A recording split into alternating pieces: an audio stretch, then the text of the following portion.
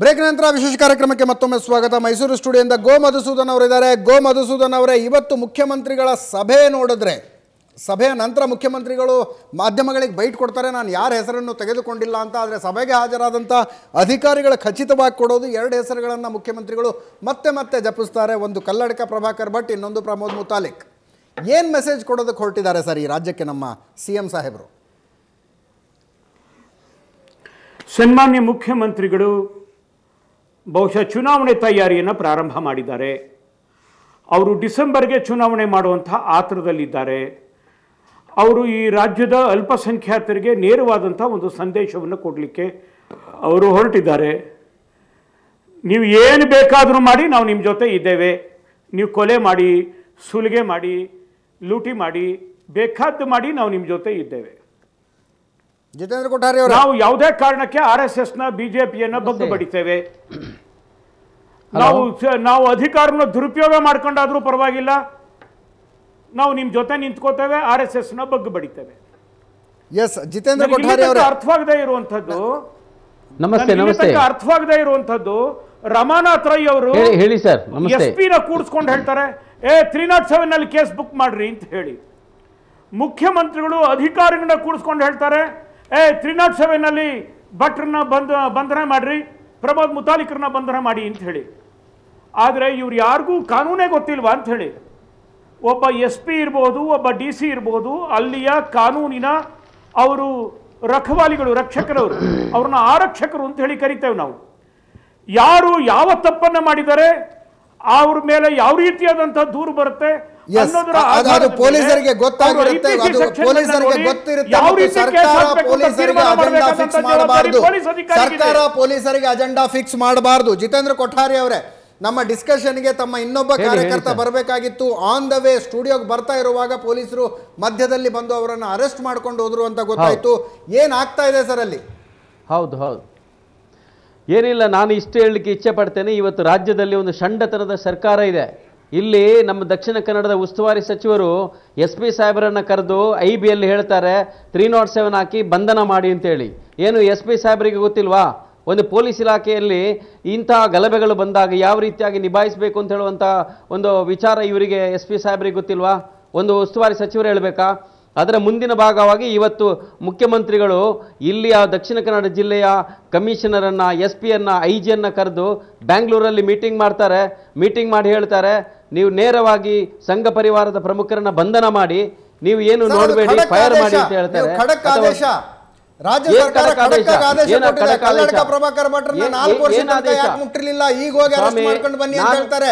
307 case ಹಾಕಿ, 308 case ಹಾಕಿ ಅನ್ನುವಂತ ಮಾತನ್ನ ಹೇಳ್ತಾರೆ. ಇದು ಖಡಕ್ ಆದೇಶ ಅಲ್ವಾ? ಅದು ಏನು ಖಡಕ್ ಆದೇಶ? ಪೊಲೀಸ್ ಇಲಾಖೆ ಗೊತ್ತಿಲ್ವಾ ಯಾವ ರೀತಿಯಾಗಿ ನಿಭಾಯಿಸಬೇಕು ಅಂತ? ದಕ್ಷಿಣ ಕನ್ನಡ ಜಿಲ್ಲೆ ಸೂಕ್ಷ್ಮ ಪ್ರದೇಶ, ಯಾವ ರೀತಿಯಾಗಿ ನಿಭಾಯಿಸಬೇಕು ಅಂತ ಹೇಳುವಂಥ ಅಧಿಕಾರಿಗಳನ್ನು ಇಲ್ಲಿ ದಕ್ಷಿಣ ಕನ್ನಡದಲ್ಲಿ ಇಡ್ಲಿಕ್ಕೆ ಬಿಡೋದಿಲ್ಲ. ಟ್ರಾನ್ಸ್ಫರ್ ಮಾಡ್ತಾರೆ ಕಾಂಗ್ರೆಸ್ ಸರ್ಕಾರದವರು.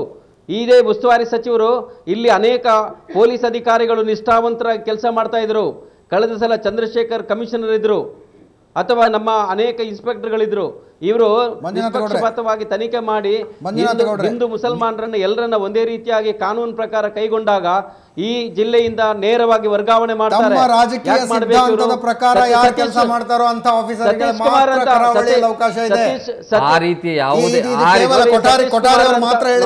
ಅನೇಕ ಜನ ಈ ಮಾತನ್ನ ಹೇಳಿದ್ರು.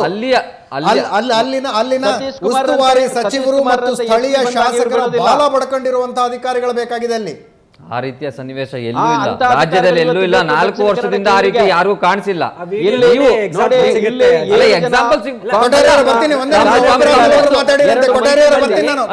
ಬರ್ತೀನಿ. ಅಲ್ಲಿ ಮಂಗಳೂರಲ್ಲಿ ರಮಾನಾಥ್ ರೈ ಅವರೇ ಹೇಳ್ತಾರೆ, ಮಂಜುನಾಥ್ ಅವರೇ, ನಾನೊಂದು ಲಿಸ್ಟ್ ಕೊಟ್ಟಿದ್ದೆ, ಏನ್ ಮಾಡಿದ್ರಿ ಅಂತ ಕೂರಿಸ್ಕೊಂಡು ಆಗಿನ SP ಅವರಿಗೆ ಕೇಳಿದ್ರಿ. ಯಾವುದೇ ಪೊಲೀಸರಿಗೆ ಅಜೆಂಡಾ ಫಿಕ್ಸ್ ಮಾಡಬಹುದಾ? ಯಾವುದೇ ರೀತಿ ಅಜೆಂಡಾ ನಮ್ಮ ಸರ್ಕಾರ ಫಿಕ್ಸ್ ಮಾಡಿಲ್ಲ. 4 ವರ್ಷ ಯಾವ ರೀತಿ ಅಜೆಂಡಾ ಹೊರಗಡೆ ಬಂದ ಮೇಲೆ ಪರಿಸ್ಥಿತಿ ಹೀಗಾಯ್ತಲ್ಲಿ.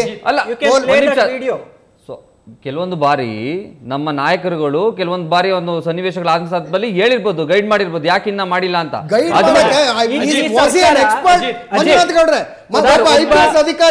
IPS ಅಧಿಕಾರಿಗೆ ರಮಾನಾಥ್ ರೈ ಗೈಡೆನ್ಸ್ ಬೇಕೇನ್ರಿ? ಗೈಡೆನ್ಸ್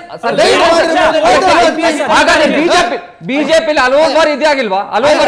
ಅಧಿಕಾರಿ ಅವರಿಗೆ ಅದರಲ್ಲಿ ತರಬೇತಿ ಆಗಿರುತ್ತೆ. ಬಿಜೆಪಿ ಕೇಂದ್ರ ಸರ್ಕಾರದಲ್ಲಿ ಏನಾಗ್ತಾ ಇದೆ ಹಂಗಾದ್ರೆ? ಇದೇ ಕೇಂದ್ರ ಸಚಿವದಲ್ಲಿ ಏನಾಗ್ತದೆ? ಅಜೆಂಡಾ ಅಲ್ವಾ ತಮ್ಗೆ? ಅಜೆಂಡಾ ರೀತಿ ಕಾಣ್ತಾ ಇಲ್ವಾ? ಕೇಂದ್ರ ಸರ್ಕಾರ ಮಾಡ್ತಾ ಇರೋದು ಅಜೆಂಡಾ ರೀತಿ ಕಾಣ್ತಾ ಇಲ್ವಾ? ಮಂಗಳೂರು, ನಾನು 2 ನಿಮಿಷ ಮಂಗಳೂರಿಗೆ ಆದಂತ ಒಂದು ರಾಜ್ಯ ಸರ್ಕಾರದ ಬಗ್ಗೆ ಮಾತಾಡ್ಲಿ ಇವರು. ಯಾಕೆ ಒಬ್ಬ ಇನ್ಚಾರ್ಜ್ ಮಿನಿಸ್ಟರ್ ಇಡೀ ಕರಾವಳಿಯ ಕೋಮುಗಲಭೆಯ ರೂವಾರಿ ಮತ್ತು ಕಿತ್ತೂರಿಗಾರ ಭಟ್ರ ವಿರುದ್ಧ ಅಧಿಕಾರಿಗಳಿಗೆ ಹೇಳಿ, ನನಗೊಂದು ಮಾತು ಯಾಕೆ ಯಾರೇ ಇರ್ಬೋದು, ಅದು ಮುಸ್ಲಿಂ ಪುಂಡ್ರೆ ನಾಯಕರೇ ಇರ್ಬೋದು, ಸಂಘಟನೆ ನಾಯಕರೇ ಇರ್ಬೋದು, ಪ್ರಭಾಕರ್ ಭಟ್ಟ ನೀವು 4 ವರ್ಷದಿಂದಲ್ಲ, ನಾವು ಹಾಕಿದ್ದು 5-6 ವರ್ಷದಿಂದ ಕೇಸ್ ಹಾಕಿರೋದು. ಇಡೀ ಕರಾವಳಿಯ ಕೋಮುಗಲಭೆಯ ದೊಡ್ಡ ಪಿತೂರಿಗಾರ ಕಲ್ಲಡ್ಕ ಪ್ರಭಾಕರ್ ಭಟ್ ಅವರು ಮಾತಾಡ್ತಿದ್ರಿ ಏಕಪಕ್ಷೀಯವಾಗಿ.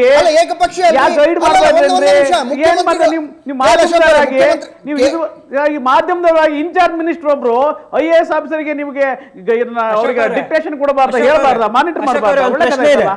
ಅಶೋಕ್ ಅವರೇ, ನೀವು ಹಾಗಾದ್ರೆ ಏನು ಅಶೋಕ್ ಅವರೇ, IPS ಅಥವಾ IAS ಅಧಿಕಾರಿ ಹತ್ರ ಸಚಿವರು ಮಾತಾಡ್ಲಿಕ್ಕೆ ಒಂದು ವ್ಯವಸ್ಥೆ ಇರುತ್ತೆ. ಇವರೆಲ್ಲಾ ಬೆಂಬಲಿಗರನ್ನ ಕರ್ಕೊಂಡು ಬಂದು ಒಂದು ಗೆಸ್ಟ್ ಹೌಸ್ ಅಲ್ಲಿ ಅವ್ರನ್ನ ಕೂರಿಸ್ಕೊಂಡು ಅದು ಮಾತನಾಡೋ ರೀತಿನ ಸಮರ್ಥಿಸ್ಕೊಳ್ತೀರಾ? ಸರಿಯಲ್ಲ. ಬಟ್ ಸಮರ್ಥಿಸ್ಕೊಳ್ತಿದ್ದೀರಾ? ನೀವೇ ಕೇಳ್ತಾ ಇದ್ದೀರಾ ಸಚಿವರಿಗೆ ಹಕ್ಕಿಲ್ವಾ ಅಂತ ನೀವೇ ಹೇಳ್ತಿದ್ದೀರಿ. ಅದಕ್ಕಿಂತ ಬೇರೆ ಇರೋದು ಪ್ರಶ್ನೆ ಇರೋದೇನು ಅಂತಂದ್ರೆ CRPCಯ ಪ್ರಕಾರ, ಯಾಕೆಂದ್ರೆ ಮುಖ್ಯಮಂತ್ರಿಗಳು ಕಾನೂನಿನ ಪಂಡಿತರು, ರೂಲ್ ಆಫ್ ಲಾ ಬಗ್ಗೆ ನೋಡಿ. ಅಜಿತ್ ಅವರೇ, ನಾನೊಂದು ಉದಾಹರಣೆ ಕೊಡ್ತೀನಿ. ಅಶೋಕ್ ಅವರೇ, ನೀವು ಉತ್ತರ ಕೊಡಿರುತ್ತೆ. ಕಾಂಗ್ರೆಸ್ ವಕ್ತಾರರಿಗೆ ನೇರ ಪ್ರಶ್ನೆ ಇರುವಂತದ್ದು ಹೆಂಗು ಅಶೋಕ್ ಅವರು ಅವರ ವಕ್ತಾರ ರೀತಿಯನ್ನ ಮಾತನಾಡ್ತಿರೋದ್ರಿಂದ ಅವರು ಕೂಡ ಅದಕ್ಕೆ ಉತ್ತರ ಕೊಡಬಹುದು. ಏನು ಅಂತಂದ್ರೆ ಪ್ರಶ್ನೆ ಇಲ್ಲಿರುವಂತದ್ದು, ನಾನ್ ವಕ್ತಾರಲ್ಲ, ಎರಡೂ ಪಕ್ಷಗಳು ಕೂಡ ಬಿಜೆಪಿಗೆ ರಕ್ತ ರಾಜಕಾರಣ ಬೇಕಾಗಿದೆ. ದಾಖಲು ಮಾಡಿದ ನಂತರ ಒಬ್ರೆ ತಮ್ಮೊಂದು ಪ್ರಶ್ನೆ ಕೇಳ್ತಾ ಇದ್ದಾರೆ. ಒಂದೇ ನಿಮಿಷ ಸರ್. ಎಸ್, ಈ ಸರ್ಕಾರ ಪ್ರಭಾಕರ ಭಟ್ರನ್ನಾಗ್ಲಿ ಹಿಂದೂ ಪರ ಸಂಘಟನೆಗಳ ಮುಖ್ಯಸ್ಥರನ್ನ ಟಾರ್ಗೆಟ್ ಮಾಡಿಕೊಂಡು ಒಂದು ಕಾನ್ಸ್ಪಿರಸಿಯನ್ನ ಮಾಡಿದೆ ಅಂತ ಹೇಳಲಿಕ್ಕೆ 2 ಇನ್ಸಿಡೆಂಟ್ಗಳನ್ನು ಜೋಡಿಸಿ ನೋಡಿದ್ರೆ ಗೊತ್ತಾಗುತ್ತೆ. ರಮಾನಾಥ್ ರೈ ಅವರು 307 ಹಾಕಿ ಅಂತ ಹೇಳಿ ಒಂದು SP ಗೆ ಕರೆದು ಹೇಳ್ತಾರೆ, ಸ್ಪೆಸಿಫಿಕ್ ಆಗಿ ಹೇಳ್ತಾರೆ 307 ಹಾಕಿ ಅಂತಾರೆ. ಈ ಎಲ್ಲ ಒಂದು ಗಲಾಟೆಗಳು ನಡೆಯುತ್ತೆ, ಶರತ್ನ ಹತ್ಯೆ ಆಗುತ್ತೆ, ಶರತ್ನ ಹತ್ಯೆ ಆದ್ಮೇಲೆ 144 ಸೆಕ್ಷನ್ ಆಗುತ್ತೆ, ಒಂದು ಆಕ್ರೋಶದಿಂದ ಒಂದು ಪ್ರೊಟೆಸ್ಟ್ ಬರುತ್ತೆ. ಪ್ರೊಟೆಸ್ಟ್ ಆದ್ಮೇಲೆ ಆಯ್ತು, ಇನ್ನೊಂದು ಹತ್ಯೆ.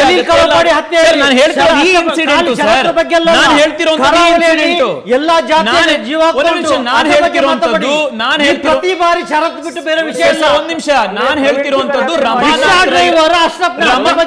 ರಮಾನಾಥ್ ರೈರ ವಿಡಿಯೋ ಬಂದ ಮೇಲೆ ಯಾರು ಹತ್ಯೆ ಆಗಿದ್ದು? ಶರತ್ನ ಹತ್ಯೆ ಆಗಿದ್ದು. ಒಂದ್ ನಿಮಿಷ, ಇಲ್ಲಿ ಹೇಗಿದೆ ಅಂತಂದ್ರೆ ಕಲ್ಲಡ್ಕ ಕಾಂಗ್ರೆಸ್ ಇದು ರಾಜಕೀಯ ಬಿಡಿ, ರಾಜಕೀಯ ಬಂದಿದೆ ಸರ್. ಇದರಲ್ಲಿ ರಾಜಕೀಯ ಬಂದಿದೆ. ಅಕ್ರಮಸನ್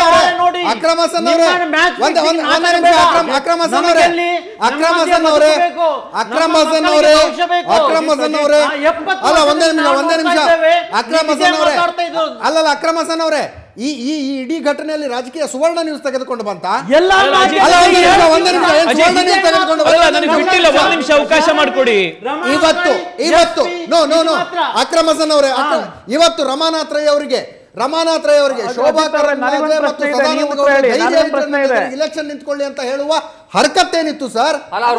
ಎಲೆಕ್ಷನ್ ಆಗ್ತಾ ಇದೆಯಾ? ಮಾಡ್ತಾ ಇದ್ದಾರೆ ರಾಜಕೀಯ. ಅವ್ರ ಹೇಳಿಕೆಗಳೇನಿದೆ ಫಸ್ಟ್ ತಿಳ್ಕೊಳ್ಳಿ. ಪದಗಳು ಏನ್ ಯೂಸ್ ಮಾಡಿದ್ದಾರೆ ಅಂತ, ಪದಗಳೇನು ಯೂಸ್ ಮಾಡಿದ್ದಾರೆ. ಒಬ್ಬ ಉಡುಪಿಯ MP ಏನ್ ಪದ ಯೂಸ್ ಮಾಡಿದ್ದಾರೆ ಅಂತ ನೋಡಿ. ಮೊದಲು ಅವರ ಸಂಸ್ಕೃತಿ ಏನು, ಅವ್ರು ಏನ್ ಯೂಸ್ ಮಾಡಿದ್ದಾರೆ ಅಂತ. ಮೊದಲನೇದಾಗಿ ಪ್ರತಿಭಟನೆ ನಡೆಯುವಂತ ಸಂದರ್ಭದಲ್ಲಿ 144 ಇದ್ದಂತ ಸಂದರ್ಭದಲ್ಲಿ ಈ 2 MP ಗಳು ಹೆಂಗೆ ಹೋಗ್ತಾರೆ ಅಲ್ಲಿ? ಇವ್ರಿಗೆ ಸಂವಿಧಾನದ ಮೇಲೆ ಒಂದ್ ನಿಮಿಷ ಆಯ್ತು ಸ್ವಾಮಿ, ಸಂವಿಧಾನಕ್ಕೆ ಇವರು ಅಪವಾದ ಮಾಡ್ದಂಗಲ್ವಾ? ಅಜಿತ್ರೆ, ಅಲ್ಲಿ 144 ಇದ್ದಂತ ಸಂದರ್ಭ ಇವ್ರೇನ್ ಹೋಗ್ತಾರೆ, ಇವ್ರ ಪ್ರತಿಭಟನೆ ಪಾಲ್ಗೊಳ್ತಾರೆ, ಅಲ್ಲಿ ಒಂದು ಷಡ್ಯಂತ್ರ ಅಷ್ಟೇ. MP ಹೋದಂತ ಸಂವಿಧಾನದ ಬಗ್ಗೆ ಮಾತನಾಡ್ತಿರುವಂತ ನಮ್ಮ ಕಾಂಗ್ರೆಸ್ ಬಿಜೆಪಿಯ ಒಂದು MP ಇದ್ದಂತ ಸಂದರ್ಭದಲ್ಲಿ ಜನಗಳ ಒಗ್ಗೂಡಿಸಬಹುದು, ಒಂದು ರಾಜಕೀಯ ಪಿತೂರಿನ ಮಾಡಬಹುದು ಅನ್ನೋ ದೃಷ್ಟಿಯಿಂದ ಮಾತ್ರ ಅಲ್ಲಿ ಹೋಗಿದ್ದಾರೆ. ಅದು ಮೊದಲನೇದಾಗಿ ಅದೇ ತಪ್ಪು. ಯಾಕೆಂದ್ರೆ MP ಮುದ್ದಿದ್ದಂತ ಸಂದರ್ಭದಲ್ಲಿ ಜನ ಸೇರ್ತಾರೆ, ಪ್ರತಿಭಟನೆ ಜಾಸ್ತಿ ಆಗುತ್ತೆ, ಒಂದು ರಾಜಕೀಯ ಪಿತೂರಿ ಅಲ್ಲೇ ಉಟ್ಕೊಳ್ಳುತ್ತೆ. ಮಂಗಳೂರಿಗೆ ಅದೇ ಆದಂತ ಒಂದ್ ನಿಮಿಷ ಇವರೇ, ಮಂಗಳೂರಿಗೆ ಒಂದು ಅದಾದಂತ ಒಂದು ಪ್ರಭುತ್ವ ಇದೆ. ಮಂಗಳೂರು ಯಾವ ಮಟ್ಟಕ್ಕೆ ಬೆಳೆದಿದೆ ಅಂದ್ರೆ ಸ್ವಾಮಿ, ಇವಾಗ ಅಲ್ಲಿ ಹೇಳಲಿಕ್ಕೆ ಹೊರಟಿದ್ದ ವಿಷಯನ ಮಂಜುನಾಥ್ ಗೌಡ ಹೇಳಲಿಕ್ಕೆ ಆಗ್ಲಿಲ್ಲ. ಸೆಕ್ಷನ್ 144 ಇದ್ದಾಗ ಮುಖ್ಯಮಂತ್ರಿಗಳು ಹೋಗಿ ಏನ್ ಮಾಡಿದ್ರು ಸರ್? ಸ್ವಾಮಿ, ಸೆಕ್ಷನ್ 144 ಇದ್ದಾಗ ಅವರೇ ಯಾವ್ದು ಗಲಭೆ ಹಬ್ಸಕ್ ಹೋಯ್ತಾರೆ? ಮುಖ್ಯಮಂತ್ರಿಗಳು ಹೋಗಿ ಸಭೆ ಮಾಡಬಹುದು, ಮುಖ್ಯಮಂತ್ರಿಗಳು ಹೋಗಿ ಸಭೆ ಮಾಡಬಹುದು, ಇನ್ನೊಬ್ರು ಯಾರು ಮಾಡೋ ಹಾಗಿಲ್ಲ. ಮುಖ್ಯಮಂತ್ರಿಗಳ ಸಭೆ ಸಂದರ್ಭದಲ್ಲಿ ಸೆಕ್ಷನ್ 144 ಹಿಂಗ್ ತಗೊಳ್ತಾರೆ. ಡಿಪಾರ್ಟ್ಮೆಂಟ್ ಅನ್ನೋದು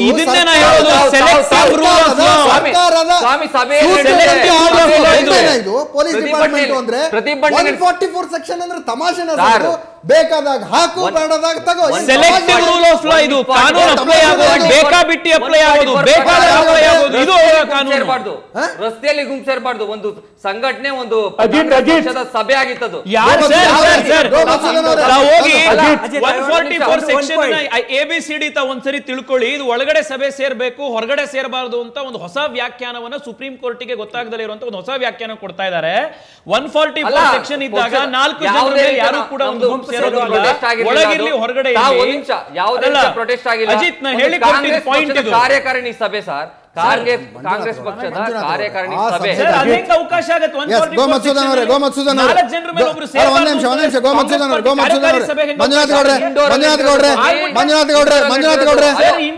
ನೀವು ಹೋಗಿ ಫಸ್ಟ್ 144 ಸೆಕ್ಷನ್ ಯಾವ ರೀತಿ ಅಪ್ಲೈ ಆಗುತ್ತೆ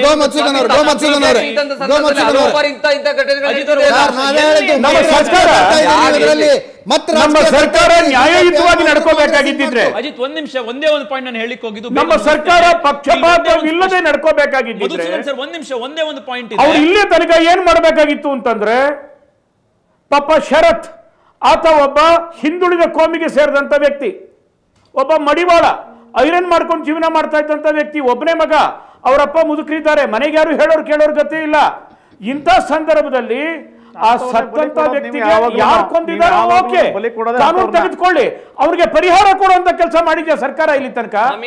ಪರಿಹಾರ ಕೊಡುವಂತ ಕೆಲಸ ಮಾಡಿದ್ಯಾ? ಯಾಕೆ ಅಂತಂದ್ರೆ ಅವರೊಬ್ಬ RSS ಕಾರ್ಯಕರ್ತ ಅಂತ ಹೇಳಿ ಅವರು ಸಾಯ್ಬೇಕಾದ್ರು ಯಾಕೆಂದ್ರೆ ಭಾರತ ಮಾತಾಕಿ ಜೈ ಅನ್ನಲ್ಲ, ಅದಕ್ಕೋಸ್ಕರ ಅವ್ರು ಕರ್ಮ ಸಾಯಿಸಿ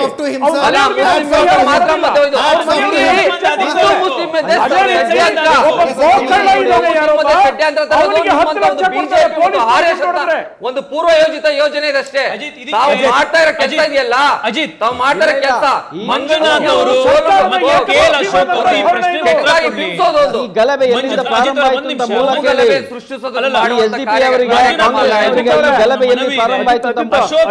ಮಂಜುನಾಥ್ ಅವರಿಗೆ ನನ್ನ ಪ್ರಶ್ನೆ ಇರೋದಿಷ್ಟೇನೆ. ಒಂದು ಗಲಭೆ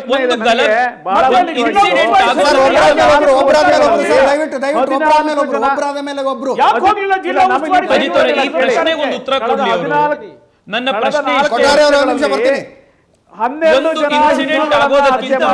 ವಿನಾಯಕ ರಾಜಕೀಯ ಹೇಳಿಕೆ ಕೊಡಿ. 8 ಜನ ಮುಸ್ಲಿಮರ ಹತ್ಯೆ ಆಗಿದೆ. ಈ 12 ಒಂದು ಪ್ರಶ್ನೆ ಅಲ್ಲ, ಈ ಪ್ರಶ್ನೆ ಒಂದು ಉತ್ತರ ಕೊಡಿ. ಇದರಲ್ಲಿ ಇರುವಂತ ಕಾನ್ಸ್ಪಿರಸಿ ಗೊತ್ತಾಗುತ್ತೆ. 14 ಜನ ಹತ್ಯೆ ಆದಾಗ ಆ ಹಿಂದೂಗಳನ್ನ ಹತ್ಯೆ 14 ಜನ ವಿನಾಯಕ ಬಾಳಿಗ, ಹರೀಶ್ ಪೂಜಾರಿ, ಪ್ರವೀಣ್ ಪೂಜಾರಿ ಹಿಂದೂಗಳ ಹತ್ಯೆ ಆದಾಗ ಯಾರ ಮೇಲೆ ಎಫ್ಐಆರ್ ಆಗಿದೆ ಅಂತ ನೋಡಿ. ಎಲ್ಲರ ಮೇಲೆ ಎಫ್ಐಆರ್ ಆಗಿದ್ದು ಬಜರಂಗದಳದ ಮೇಲೆ 8 ಜನ ಇನ್ಸಿಡೆಂಟ್ ಆಗೋದಕ್ಕಿಂತ ಮುಂಚೆ ಅದೆಲ್ಲರ ಮುಖ್ಯ ಕೊಡ್ಲಿ. ಒಂದು ಗಲಭೆ ನಡೆಯೋದಕ್ಕಿಂತ ಮುಂಚೆ, ಇನ್ಸಿಡೆಂಟ್ ನಡೆಯೋದಕ್ಕಿಂತ ಮುಂಚೆ ಒಬ್ಬ ವ್ಯಕ್ತಿಯ ಮೇಲೆ ಇದೇ ಪ್ರಕರಣದ ಕೆಳಗಡೆ, ಇದೇ ಕೇಸ್ನ ಕೆಳಗಡೆ ಕೇಸ್ ಹಾಕಿ ಅಂತ ಹೇಗೆ ಹೇಳಲಿಕ್ಕೆ ಸಾಧ್ಯ? ಆಗೋದಕ್ಕಿಂತ ಮುಂಚೆ ಸಾಧ್ಯ ಇದೆ. ಇದಕ್ಕಿಂತ ಮುಂಚೆ ನಾನು ಅಕ್ರಮ್ ಹಸನ್, ಮಂಜುನಾಥ್ ಗೌಡ, KL ಅಶೋಕ್ 3 ಜನರಿಗೂ ಈ ಪ್ರಶ್ನೆಗೆ ಹೋಗ್ತಾ ಇದ್ದೀನಿ. ಅಕ್ರಮ್ ಹಸನ್ ಅವರೇ, ಬಿಜೆಪಿಯ ಕುಂಬ್ಳೆ ಸುಂದರ್ ರಾವ್ ರವರು ಶಾಸಕರಾದಾಗ ಸುರತ್ಕಲ್ ಕೋಮುಗಲಭೆಗೆ ಮಾಡ್ಲಿಲ್ವಾ? ಸುರತ್ಕಲ್ ಕೋಮುಗಲಭೆ ನೀವು ಮಾಡ್ಲಿಲ್ವಾ? ನೀವು ಪ್ರಾರಂಭ ಮಾಡಿರೋದು ಉಸ್ತುವಾರಿ ಸಚಿವರಾದಾಗ ಮತ್ತೆ ಕೋಮುಗಲಭೆ ಆಯ್ತು. ಆ ಗಲಭೆಗೆ ಸಮಯದಲ್ಲಿ ತಪ್ಪು ಮಾಡಿದಂತ ಸಂಘದವರು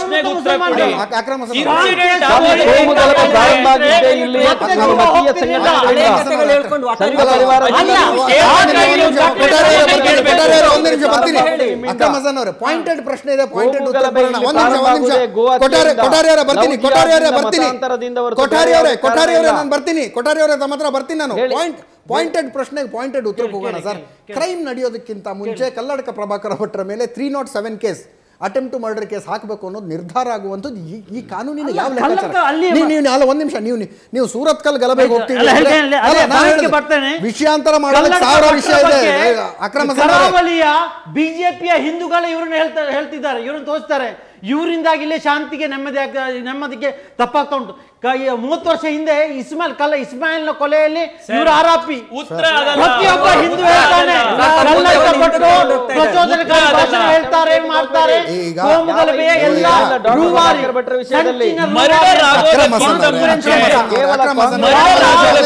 ಅಹಿಂದ ವರ್ಗದ ಹೋಗಿ ಜೈಲಿಗೆ ವ್ಯಕ್ತಿಯ ಮೇಲೆ ಕೇಸ್ ಸಂಚುಕೋರರು 20 ವರ್ಷ ಮೊದಲೇ ಇವರು ಜೈಲಿಗೆ ಹೋಗ್ಬೇಕಿತ್ತು. ಗಲಭೆ ಸಂಚುಕೋರರು ಪಾಪ ಕಾಂಗ್ರೆಸ್. ಅಕ್ರಮ ಹಸನ್ ಅವರೇ, ವಿಷಯ ಇನ್ನೆಲ್ಲೆಲ್ಲಿಗೂ ಹೋಗ್ಬೇಕು ಅನ್ನೋದಾದ್ರೆ ಹೇಳಲೇಬೇಕು. ನೀವು ಅವರನ್ನು ಹೀರೋ ಮಾಡ್ಲಿಕ್ಕೆ ಅಲ್ಲೇ ಹಿಂದೂಗಳೇ ಹೇಳ್ತಾರೆ ಇವನಿಂದಾಗಿ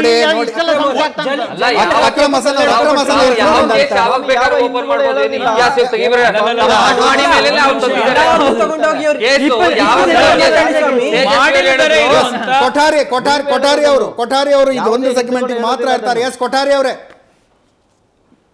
ಹೇಳಿ ಸರ್. 307 ಕೇಸ್ ಹಾಕಬೇಕು ಅನ್ನುವಂಥದ್ದು ಕೊಲೆ ಪ್ರಯತ್ನ ನಡೆಯೋದಕ್ಕಿಂತ ಮುಂಚೆನೆ ರಮಾನಾಥ್ ರೈ ಅವರು ಪೊಲೀಸರಿಗೆ ಕೊಟ್ಟಂತ ಟಾರ್ಗೆಟ್ ಆಗಿತ್ತ ಅಂತ? ನಾನು ಅದನ್ನೇ ಹೇಳೋದು. ಈ ಇಡೀ ಇವತ್ತಿನ ದಕ್ಷಿಣ ಕನ್ನಡ ಜಿಲ್ಲೆಯ ಈ ಗಲಭೆ ಪ್ರದೇಶ ಆಗಲಿಕ್ಕೆ ಕಾರಣ ಏನು ಅಂತ ನಮ್ಮ ಹತ್ರ ಮೂಲ ಕೇಳಿದರೆ, ನೋಡಿ, ಜೂನ್ 13ನೇ ತಾರೀಕಲ್ಲಿ ಕಲ್ಲಡ್ಕದಲ್ಲಿ ಒಂದು ಘಟನೆ ನಡೀತದೆ.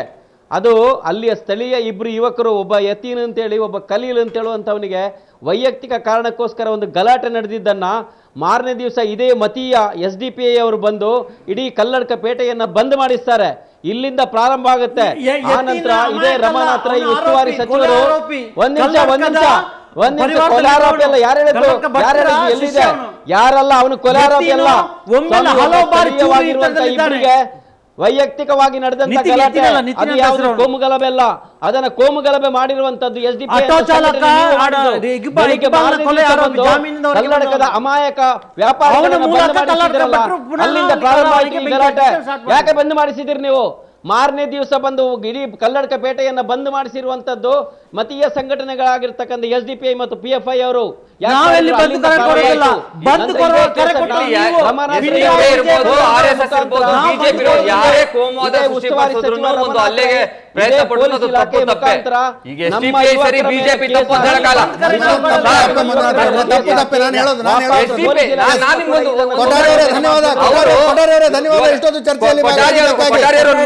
ಮಂಜುನಾಥ್ ಗೌಡ್ರೆ, ತಾವು ಸಾರ್ವಕಾಲಿಕ ಸತ್ಯವನ್ನ ಹೇಳ್ತಾ ಇದ್ದೀರಿ. ಎಲ್ಲರೂ ಒಪ್ಕೊಳ್ಳುವಂತ ಸತ್ಯ.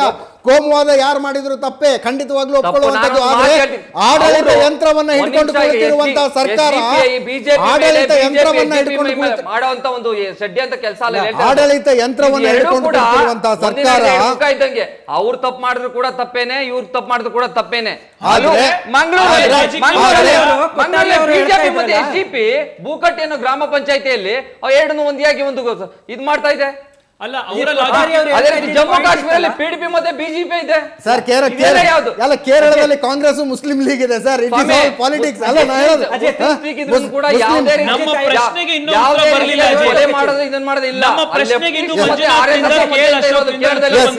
ತೇಜಸ್ವಿ ಕೇಳಿದಂತಹ ಪ್ರಶ್ನೆ ಸ್ಟಿಲ್ ಸ್ಟ್ಯಾಂಡ್ಸ್. ಮಂಜುನಾಥ್ ಗೌಡರು ಕೂಡ ಉತ್ತರ ಕೊಡಬಹುದು. ಒಂದು ಘಟನೆ ನಡೆಯೋದಕ್ಕಿಂತ ಮುಂಚೆ, ಒಂದು ಕೃತ್ಯ ನಡೆಯೋದಕ್ಕಿಂತ ಮುಂಚೆ ಯಾರ ಮೇಲೆ ಯಾವ ಸೆಕ್ಷನ್ನಲ್ಲಿ ಕೇಸ್ ಹಾಕಬೇಕು ಅಂತ ನಿರ್ಧಾರ ಮಾಡೋದು ಕಾನೂನಿನ ಅಡಿಯಲ್ಲಿ ಸಮ್ಮತವೇ? ಘೋಷಿತ ಅಪರಾಧಿ ಕರಾವಳಿಯಲ್ಲಿ ಘೋಷಿತ ಅಪರಾಧಿ ಕಲ್ಲಡ್ಕ ಪ್ರಭಾಕರ್ ಭಟ್ ಈಗಲ್ಲ 30 ವರ್ಷದಿಂದ ಪ್ರತಿ ಮಕ್ಕಳಿಗೆ ಗೊತ್ತು, ಪ್ರತಿ ಮಕ್ಕಳಿಗೆ